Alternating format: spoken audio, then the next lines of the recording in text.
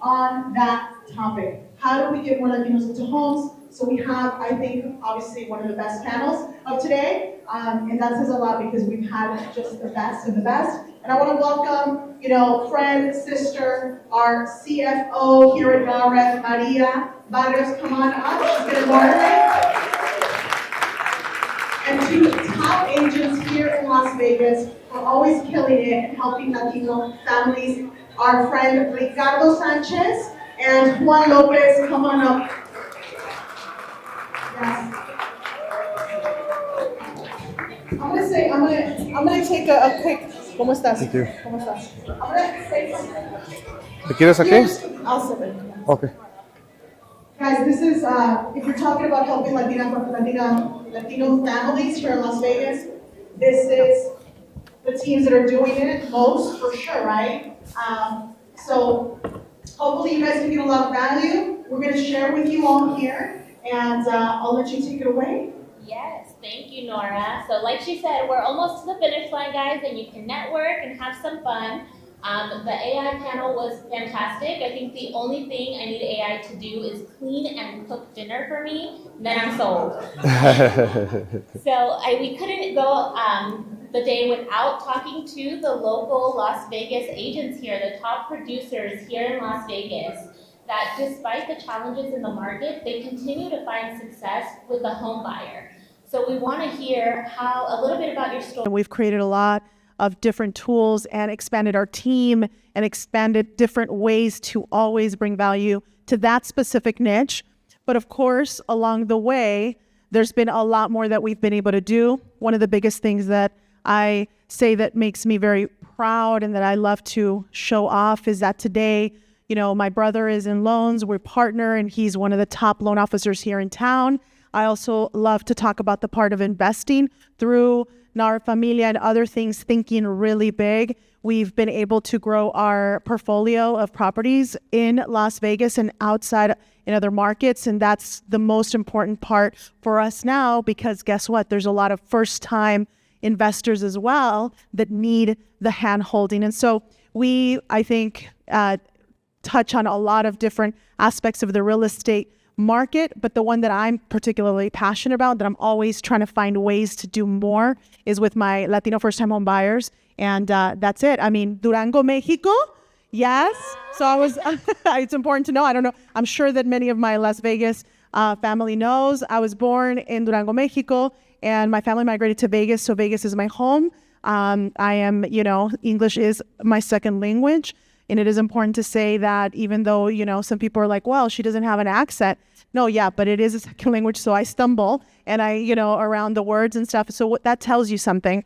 It doesn't matter, it doesn't matter how you speak, English. You can, absolutely grow within our network and become somebody that can really help our community. The last piece to that is I want to give a big shout out to my sister, Oralia Herrera, who as well is a huge inspiration and is always looking at, growing in other sectors, which is commercial. So even though I'm telling you all of this about myself, one of the biggest things that I love to do always is be around people that are doing way more than me, because they grow, that hunger continues to grow. I'm like, man, I'm not even touching the surface. And I think that's what really does it for me and my team and, our family. We always want to do another thing, and we want to learn from people that are doing that. So that's it. Woo. So we'll go with you, Juan. So my name is Juan Lopez. I work here locally in Las Vegas. For me, the Las Vegas, like the Hispanic buyer, is very near and dear to me, because when I started real estate, I was 21 years old. So I didn't necessarily have a lot of confidence from those people that were buying or selling at the time, and the Latinos were actually willing to give me a chance. Speaking Spanish was like a big tool for me when I just started, because they were willing, just because I spoke Spanish, to give me the opportunity. And I'm so grateful for that. So now whenever I have the opportunity, I always love working with people that speak Spanish, because they gave me the opportunity when I started.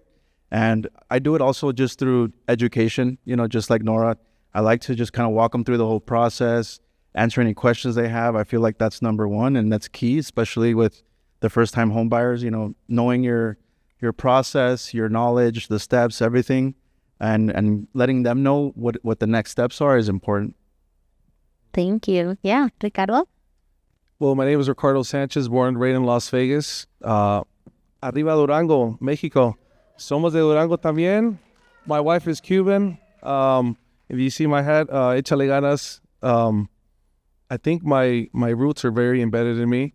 My first language was Spanish, and actually here, my parents are here today. So, yeah, thank you to them. Thank you to my wife. So here's my story. My parents were immigrant from Mexico, right? Same ordeal like a lot of us. In 2008, they lost a lot of properties back in the crash. And my goal was I said, you know what? I think I was 16 or 17 years old. I said, I'm going to help my parents come back. And that was my inspiration. It was my parents, and now my kids, my wife, you know. So, Yeah. sorry, I'm very emotional. But Arriba Durango, we're here. My goal, my mission statement is to serve and help as many families and individuals build generational wealth through real estate investing, education, and a vision for the future. This year, we want to help 85 families achieve that. Let's go. Yes, that's great. So just like the home buyer, the Latino home buyer, all three of you, it's familia. Familia is the driving force behind home ownership, behind getting them into homes. So Juan, you touched a little bit about Spanish and Spanish being your first language. What marketing strategies have been most impactful in attracting that home buyer? We'll start with you. In my opinion, the best marketing is word of mouth. You know, like my whole business has been mostly like starting off, prospecting, but now referral based. If you take care of Latinos, they take care of you. Like if you walk them through everything and they feel comfortable with you, they will refer to you every single person they know. Trust me, whether it's an aunt, an uncle, a daughter, son, they're very loyal. And this is why our business has been able to grow, significantly throughout the years, is because of the loyalty that the Hispanic community has. As far as other techniques, is going to be probably video. Video has been really good as far as, educating clients through video, properties, posting about, real estate, and then, getting them to have the confidence to ask you questions so that you can help them, once they get that first question, get them into the office and be able to help them with the process. Yeah, no, that's great. I mean, Ricardo, you talked about échale ganas. I loved when we had our call. In the background, he had a sign that said échale ganas. And right now, it's really a time que le tenemos que echar ganas. Tell us about your marketing strategies. I think Juan hit it right on the money. Hispanics are very belly to belly, right? We're more about community, family. So when you take care of a family member, you give that excellent customer service. And that's why it's important to me. I've worked with Tito, one of my lenders here, for 10 years. Excellent customer service. One of my other lenders, Arturo, excellent customer service. I feel if you take care of our people, they will take care of you back, right? Just like Juan said. And then also social media. For the next 10 years, I think there was a statistic, 90% of the internet will be video. So we need to be on video. We need to be on social media. We need to brand yourself. You need to create a brand for yourself, for your team. But yeah, I mean, there's different ways you can go about it. If you think about McDonald's, the M, you always, if you see the yellow and the M, it's McDonald's, right? So when you see Échale Ganas or Superman, that's me, that's my team. So I think that's been where I've been a lot of the time, the branding of my team, myself, the slogans, and the people remember it. Sometimes they don't remember my name, but they know I'm Superman of real estate. So that helps. Oh, yes. So the branding and the referrals, that's a big one. Nora, do you feel the same, that branding and referrals are big ones? Yeah, absolutely. I think with the Latino, they pretty much summed it up. They will take care of you and they will give you a shot even when others do not, right? And that's so important for new agents and things like that. If you tell them and if you're, transparent with them that, this is you're new into the market, and then they'll give you the opportunity and, they'll be patient. But what I will tell you, you do have to. The last panel did a wonderful job of really giving you the information as far as going into technology, driving that forward tremendously. That is the future. And Latinos in the beginning, a long time. So I believe that Latinos are a little bit like, you know, a couple years behind as far as in technology, which is great because they give us, nos dan la oportunidad for us to kind of like adjust to the changes because they don't pick that up right away, right? So I'll give you an example, right? Like for me, one of the things that I can tell you is I tell my team it's being shameless. You know, no tener vergüenza, right? And so one of the biggest things in the beginning, now I do videos, now I have a camera, now I do the production and everybody tells me, oh, you know, it's, you know, like I have to invest in a camera. Well, when I started seeing the trends in like Facebook groups. You guys remember, you guys know that. And anybody in the room probably knows that. Facebook groups weren't as restricted. And I grabbed the camera and I started like doing little tours from my phone. The technology wasn't that good, whatever. The wind's blowing. There was not a lot of filters, you know, but I started doing it and it was like, why are you doing those? Like, why are you doing those? It's like, I'm doing them because my clients want to see the house and this is a great way. And this was like 7-8 years ago. And that got me a lot of practice, guys. I messed up. I said the wrong thing. I was, you know, on camera by myself, but you know, it paid off. It paid off because I was working on the skill of being in front of the camera all the time, you know, not doing the best production, but I was like, they want it. And sure enough, customers, clients were looking for that. And then all of a sudden, everybody was posting on Facebook groups, right? Everybody. We're all on there, of course. Yeah, we're all on there on Marketplace, doing all that stuff. And in the beginning, nobody was. And so that gave me a little bit of a competitive edge because nobody really wanted to make a fool of themselves, right? I don't care. It doesn't matter if, you know, what production I'm at. And I think that's going to be something that I will always be that way. I will work very hard and I'll do whatever I need to do for my customers to get the representation. Many people, I think even certain programs like, oh, that program's hard. It's like, well, no, figure it out. Why is that program even in the market? Is it a tool for your client or not? Is there somebody that can benefit from that program or not? And so we pride ourselves in doing that, and we'll do it all the time. I'll try to kind of be first and really dissect things a little bit deeper. And of course, I would not be where I'm at if I didn't have a team. There's been a lot of years, I haven't shown a house in a very long time. I think last year I showed a house, and I was very excited to show that house. And because it was somebody that was very near and dear to me, and he was asking, and we were working. He's a family member that had been struggling for such a long time, and he finally wanted to purchase, and I really wanted to be part of that process, and it was amazing. But my team is the one that helps me do that. So over the years, I found that no matter how much passion I have to help first-time home buyers or Latinos, if my team doesn't have that passion, I'm just not going to get anywhere. So one of the biggest things today is they have the passion equally to fight for the underdog, to fight for that Latino home buyer over and over, show them more houses, you know, because it is harder sometimes because the price points, right, that they're purchasing in. And you would say, well, why would I sign up for that? Well, because many of those Latinos end up coming to you for wealth building. They end up coming to you. And I say this often. I'm like, I'm not a really large listing agent by design because most of the time we're teaching our owners, our buyers to keep the properties and rent them out, right? Do more with them. So, you know, and I think that we share that. We're always looking in ways. I mean, I know that you guys are also constantly listing. You guys are in the flipping world as well. I think we'll talk about that. There's always ways there's always ways where it looks like hard work. Nobody wants to do it, right? And I can tell you myself and my team, we're right there first. We're like, excellent. What is this? And we need to dissect it. Is this good for our clients? And we'll go for force, right? So I can tell you that it's paid very well. I can tell you that I'm very grateful. The same thing that Juan said.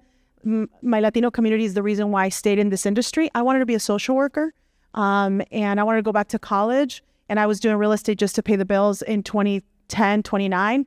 And then I started getting all these buyers that were like crying because they lost their homes, like similar to you, Ricardo, like your parents. And I was seeing the pain, and I was able to help them get over that. I was able to tell them it's going to be okay. And they trusted me. And I was like, man, I'm like, this is a connection and a bond. Like I can't just leave the industry. And so I kept on going a little bit more. And what I tell you is that they have helped me and my family build wealth through real estate, through giving me the opportunity to represent them. So today, now that I have, I can go in any direction, listings, focus on this. I do that, and we do that still. But I don't forget the first-time home buyer, because they're the ones that got me here, and they got my family and my, building. And so for me, that's so important. It's very dear. And that's another of the reasons why I'm involved in NAREP, because on a national level, our organization is doing something all the time to make sure we represent our Latino buyers. So Thank you. I don't know if that was a question.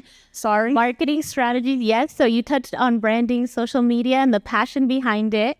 But Juan, you said referrals. What percentage of your transactions come from referrals? I still do about 50 transactions, just referral based. Just referral based. Yeah. What about from social media or online marketing? Social media probably does another like 20 deals. Another 20. Another 20 or so. And that's just like me showing houses that I'm looking at with clients. Yeah. So I'll post stories, or like if they are maybe running a little late, I'll use that time effectively. I'm like, let me do a video of this house. And then I just do a video of the front, do a video of the living room, the main key points, maybe the backyard. And then once I'm done with the showing, like in 5 minutes, I make a quick video, put a cool song on, and then that's my content. The trending song. Yeah, yeah. Ricardo, do you feel that most of your transactions come from referrals, or do you feel most of them come from other marketing tactics that you're using? I guess you got to go with the old school and the new school. So you have to keep your database, you have to keep your contacting your clients, right? But you have to combine it with the social media. So I guess I have a combination of things where I have my clients in my social media, and I stay connected with them through my social media. So I guess that's kind of like my database, and that's how I kind of give them different touches, right? And then you do phone calls, then you send them a mailer, you send them a calendar. So you touch them in different ways, and I guess that's my database, and that's how. I think I would say like 80% of them are referrals of my business, and then the rest would be social media and stuff like that. But I guess you got to combine the old school and the new school. Yeah, no, always. And we're hearing a lot of going back to the basics right now. We can't avoid that right now. It's a challenging market. And how many of you are experiencing home buyers that are hesitant? You get them to the finish line, and you're close, and they're hesitant, and they don't want to pull the trigger. They say, never mind. So what's a strategy, Ricardo, that you're using to help overcome that buyer hesitation that everybody's experiencing right now? Perfect. So we actually have a deal where the deal fell through. We're representing the listing side, and then the buyers fell through. They weren't found. They didn't show up to the signing appointment. They just Who was the buyer? I don't know. Yeah. So we could talk about it. We do business. Yeah, we'll talk about it. We have a deal right now. We have a deal, and it went south, and we have the buying side. And why? Because our buyer was, their I-10 buyer, and the reality. No, you put me on the. No, of course. He put her on the spot. No. You have to talk about it. No, I love being very transparent. If you ask me a question, you're going to get an answer always. You will. Yeah. So. The thing about it was, like to not interrupt what you said, is they're hesitant because of the rules that happened in the last 2 weeks. They're afraid for their livelihood. And at the end of the day, they're like, well, I'll lose my EMD, but then I could lose more later. And they're in this, and they're not the only ones. We've had in the last couple of weeks, a couple of buyers, they're losing their EMD. I mean, I don't know what the experience is here. You'll tell me more about that. But yeah, absolutely. There's fear right now, and I don't know if you want to address how you're dealing with that, and then I'll follow after. Perfect. So what we do, I actually learned from Juan. Juan has been one of my mentors, so I do take to heart where you are who you hang around with. So you have to surround yourself with good people. Nora, of course, she's been a mentor as well. But Juan, he told me initially you have to give the right expectations up front. So what we do is we have a buyer's guide. We walk them through the whole process. We answer all the questions. We set expectations. Hey, this is how this goes. This is how it works. We have timelines we have to hit. We have inspections. We have requests for repairs. And then we kind of prepare them for what's to come, right? Because if they go into something where they go into with doubt and fear, they don't know what's going to happen. But if we prepare them up front, actually, it's been a long time since I had a buyer kind of fall through in that way. There is occasions where stuff happens, right? Personal stuff where they have to go back, or an emergency, family emergency. I think with the presentation, we also kind of inspire our clients. We kind of tell them, hey, this is my vision. So in my mission statement is a vision for the future. So I tell them, hey, my vision for you, Juan or Joe or whoever you are, is for you to buy more real estate. Because with that, you will build generational wealth. So I show them the bigger picture, and then I show them, okay, your first step is to buy your first house. I prepare, I do the presentation, and then off we go, right? So I think just setting expectations up front, teaching them, educating them, and also inspiring them to continue with the bigger picture. And of course, fear always exists. There's always an opposition in all things. So there's always going to be fear, and the opposite of fear is faith, right? Or action, taking action. So how can you get away from fear is just educating them, preparing them, or setting expectations up front. Yeah, no. So selling them the vision and making sure they know the long-term goal. It's not just getting you into this home. It's the long-term vision and the generational wealth that this is going to build for your family. And as we know, family is the driving force behind these Latino home buyers. Juan, you mentioned to me earlier when we were chatting that it is, you get them through, and many times it's the affordability issue. They look at the payment, you get them all the way through, they put in the offer, and then they look at the pre-approval and they say, oh, that payment's too high, I can't do it. So what strategies are you using to overcome hesitation around affordability? Yeah, I feel like that's very common right now, especially with the high interest rates, high prices. People will come to do a pre-qualification with the lender, and then crickets after that. Like, they don't answer, like you're trying to follow up and say, hey, when can we come in, do a consultation for you, or try to take them out to even see homes, and they don't even answer. Well, usually it's because of two things. It's either the payment that they're not comfortable with, or maybe the out-of-pocket, one of the two, right? So what you want to do to try to avoid that is, one thing that should set you apart from other agents is, what kind of connection you have with your clients too. Like, do they feel comfortable telling you the truth, or do they not feel comfortable, so they're going to avoid you? If they're avoiding you, they don't feel comfortable to tell you the truth of what their concern is. So if you're dealing with people that continuously maybe don't, respond to your calls, maybe it's something that needs to change in your consultation. Maybe you need to sit down with them a little bit more and build a connection, because you know how they're talking about AI. Well, people are always going to want a connection with that agent that's helping them, right? That's why we get referrals, because we build a really good connection with the buyer to be able to earn those future referrals. So when there's somebody that maybe is having hesitance, it's very important, like, sales is asking questions. So it's like, asking them, tell me, what is it about not buying right now that's maybe holding you back from making the move? Get to know your client. Get to know the client, yeah. And then they're going to tell you something, and then you want to go a little bit deeper than that, because usually the first answer is not the real answer. And then you go, tell me more about that. How does that make you feel? What would happen if you don't buy in a year? And then you continue to, move them through the conversation, and next thing you know, it's not that they're fearing maybe the fact that they might, have to leave the country. It's, like, I was expecting to come in with 25,000 and it's 35,000 now, and we really don't want to move forward. Well, now you have something that you can actually help them with. And maybe she can go back to Ricardo and be like, hey, we need an extra 10K to make the deal work. You know what? Let's make it happen. Absolutely, Juan. It could be something like that. I'm not saying that's the scenario. No, 100%. No, and not to interrupt. You're right. That's how we do. I mean, we're always in the negotiation table all the way to again, in the last month, the last month, and this could hopefully, change in the next 2-3 weeks, right? The stress of what happened with this administration, and then all of a sudden everybody's calmed down again. But in the last, we do a lot of buyer volumes. So at any given time, we'll have over 20 contracts, right? So we're, closing around that. So in this particular case, we were like, usually there's a way. That client specifically had already bought with us. This was the second property. So it's the reality ends up being, it's like, no, I don't want to jeopardize, right? I already know what Nora, and right now we may see that. And so for me and for my team, I've always said, it's like, we do the best we can. We negotiate the best we can. But then once we've done our best and we've informed the customer, because it will happen, and I foresee it happening more this year, to be honest with you, is once you've done that and you've done your best, then at that point, you really let them decide. If they're if they're ready to walk away from buying, then that might be the best thing for them right now, because you don't want to put them in. They're fighting for that 3,000 or 5,000, and here we are, wrestling for that.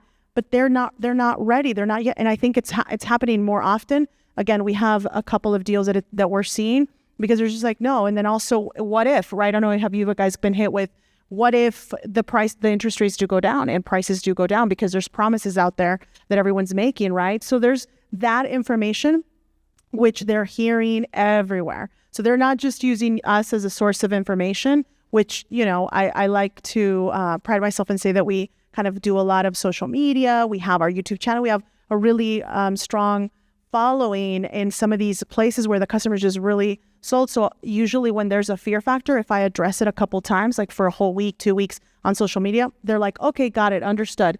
But right now they're just like, I don't know. I have to hold off. And it's like, okay, it's, this is everything on the table. This is what's going to happen. These are the consequences. Like everything has consequences. And so we are seeing that, but it may change quickly. I think we may see that, or I hope so. I mean, that's what I'm hoping. Do you feel, in your experience, have you guys found that 2024, it took from initial consultation to closing, how much more time were you having to spend with each client? Yeah. I mean, we've built a full-on team from the moment they're even asking to buy, because we believe in education, credit. We're talking to them. We're putting them in contact with the right professionals. I mean, we call it prior nurturing. We do nurturing, and I have a whole team nurturing. I mean, like it's huge. And just following up, hey, you said, it's like, I wish that the person, when I signed up to the gym, they would do that with me too. It's like, remember I told you I wanted to lose, X and B, and that they would call me the way my team calls them? But we're on there calling. Remember you mentioned you wanted to do, okay, your credit. Did you pay down this? So we do a lot of nurturing. So that could be 3 to 6 months out. Then from there, once they're engaging in the pre-qual, there's a lot of work there with the lender, right? All of a sudden they tell us, and then the lender calls and they're like, oh, so there's a lot of work as well there. And then once it gets under contract, they're out searching. There's just not a lot of houses, right, on the market. So we're battling it out. Now I think we're going to start in this market where we're going to be, gladiator style, right, with every property that comes up. And then from there, once they have a contract, they're rethinking about it all the time. Is this the right decision? Should I just keep going? Or what if the rate, so it is a constant, I mean, we have a really big team, and we have a huge follow-up. But even with that, I mean, there is, of course, they want more. And I think the panel, actually the first panel, Rob and Nuria addressed it. It's no longer going to be enough to be like great customer service. It's going to be beyond that. Like, you have to be like a superhero, like pretty much. And you guys have been Superman. We knew that now everybody's going to have to be. So, I mean, that's my 2 cents on that. Yeah. Are you both, Juan and Ricardo, are you experiencing the same thing, similar? Are you having to do more with your clients to get them to the finish line? Yeah, I feel like there's a lot more hesitation for sure compared to previous years. But I like to do a lot of the heavy lifting at the office. I don't like to take anyone out and just, start showing them properties and, I don't like this, or I don't like, I actually show them the MLS while we're on the buyer consult, and then set the right expectations from the start, like at the office, because we don't even leave the office if what they're finding under 350, they wouldn't even buy, even if they saw it, right? So I'll just do everything at the office, and then if they say they're interested in a couple of those, we'll go out. But if not, I might just cut it there and just not even go out and show them. And because we got to protect our time too. Like, if we're going to try to help more families, we got to be super protectful of the people that we spend the time with, taking them out. We're not going to convince somebody to buy a house. Trust me. The houses sell themselves. Like, you just got to be the person that guides them, puts them, with the right product, and then show them the house that they like. And then, you can get the sale done. But in my opinion, I think that really helps me. So I don't necessarily spend a ton of time extra. It's just upfront, in the pre-qualification and then the presentation. And if everything still lines up, we'll go out. If not, then we don't, and that's okay. Yeah. So both very successful, but Nora has a nurturing team, and you say, okay, we have to decide where we're going to focus our energy. What about you, Ricardo? I think over the last years, there's been a thinning of herd, right? Or that's what I call it. It's harder and harder to be a realtor every day. And with the new commissions and buyers are really hesitant, I think you really have to be on your A game. Honestly, in the last years, the last 2 years, I've had to grow more as a person to be the right leader for my team, to lead them, to have the right vision. I've had to grow so much that, I mean, I've taken a lot of hits, and I think that's really what it took to get to this next level. And I invite all of you guys to do the same. Look at yourselves, do a self-analysis on yourself, see where you're at, see where you need to better yourself, improve your marketing. And I'm going to be honest with you. You want to go fast, you go alone. You want to go far, you go as a team. If you want to close more than 30 deals, 40, 50, 60, you need a team. You need a buyer's agent. You need a transaction coordinator. That's your first hire is a transaction coordinator. After that, it's going to be a buyer's agent if you're majority doing buyers. If you build the right team, if you become the right leader, you will survive in this market. What's the next big wave of buyers? For the next 10 years, Hispanics. That's our people. So we need to improve for our people. We need to be better.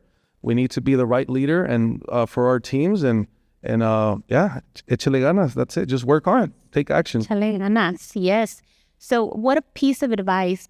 Kind of Ricardo gave a lot of great advice about being the right leader for the team so that you have a team that is focused on those same things. Nora, you touched on your team as well. What is one piece of advice that you have to give to all of our real estate agents here on how to be successful with the home buyer and in this market?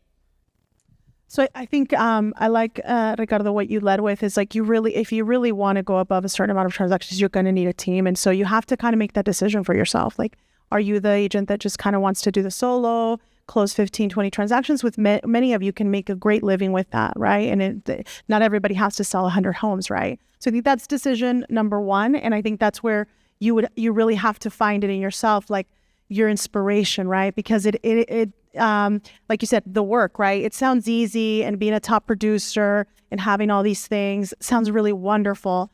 But then you really have to get to work and do a lot of things. You have to work on yourself. You have to, and really acknowledge your flaws. And I mean, that doesn't stop, because all of a sudden when you worked on something, you realize there's a next level. And so in growing, there's a lot of pain. In growing a team, there's a lot of pain, a lot of learning. And when I started selling houses and showing homes and being a buyer's agent under somebody's team, I never really thought that I was going to have the big production I have today. So the skill sets that you need are constantly changing, right? Somebody shared a book with me, and I'm going to start it is, what got you here is not going to get you there, right? And that's so important. So if you are looking to go big, I think there's a super huge opportunity, because like Ricardo said, it's going to take a lot. Then, you're going to have to be in your A game. So decide that first. If you're going to stay in and you want to do a big production, this is the time. You have a lot of opportunity. There's a lot of resources. There's a lot of partners that want to help you. Lenders always wanting to help you. Everybody, your title reps. And so there's always a way where you can find people that can come in and really help you find the mentors, right? Make that decision first and then go full force. Or if you're just kind of like, I'm cruising, just understand that there's teams out there that we want to take a large market share. And that's the reality. So maybe in the near future, AI will be able to quickly, take your business. I know it's not going to take our business for sure. And that's it. And be okay with that, right? Because right now, I think those decisions have to be made for yourself, for your business. And, the why, I think, Ricardo introducing his family, bienvenidos, felicidades. Tienen un increíble hijo. I've known him since day one, Ricardo, right? So I'm very proud and muy humilde, right? So I think at the end of the day, the goal is you have to decide why you're going to work so hard. And for me, it was my family. Ricardo, it's, the family, right? Beautiful wife and those beautiful kids. So make that your decision and go full force. And we're going to support you. I know that there's a saying, hopefully you guys were here for the part of the Latino brand and Gary talking about it. We have to unite. We have to take market share. We have to help more Latino families become, wealthy. And by 2040, we will be the majority of all first-time home buyers purchasing. So it's only going to get bigger, familia. So that's it. Thank you, Nora. Yeah. And I read this book and it talked about, like how there's something called the law of the lid, which means that like your business grows at the extent that you do. So if you're not focusing on personal development, you're not focusing on growing, expanding, learning new like skills or something different than what you're already doing, you're going to stay the same. And you usually don't stay the same because there's no such thing as staying the same. You're either going down slowly or you're going up slowly. So you gotta choose what it is that you want to do. Don't think like a realtor, think like a business owner. Because realtors, like all they do is they think that, they're owed the world and you got to use me because I'm your family or you're my friend.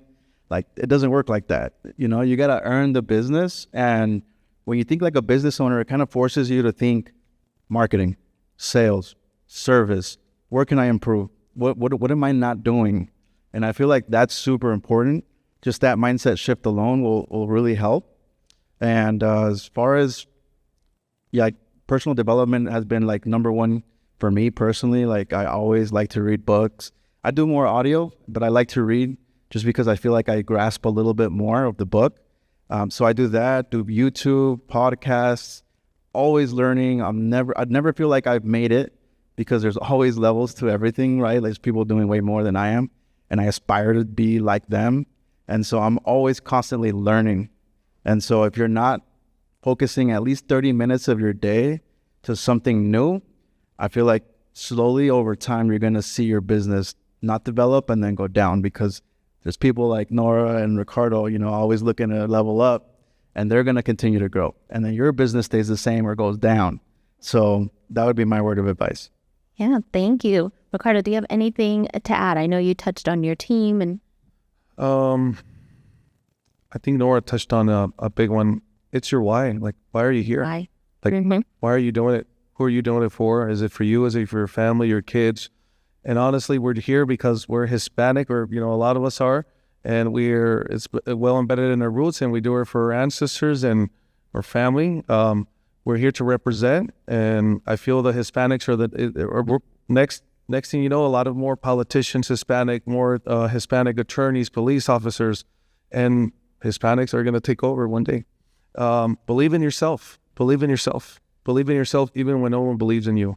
And that comes, I'm a big believer in God. So I trust in God a lot.